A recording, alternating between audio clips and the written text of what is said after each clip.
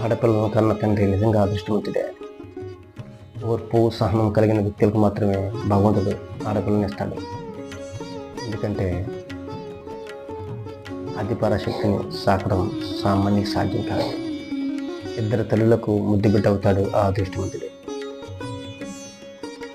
ఒక తల్లి తనను కని పెంచి కొంతకాలం వరకు తోడుగా నిలిస్తే మరో తల్లి తనకు పుట్టి చివరి వరకు తోడుగా నిలుస్తుంది.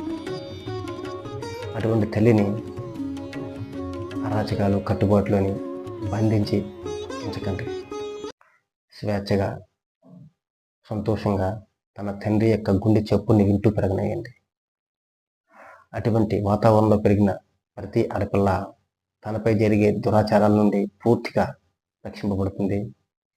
అదేవిధంగా తనపై జరిగేటువంటి లవ్ జిహాదుల వంటి మోసాలను గుర్తుపట్టగలుగుతుంది.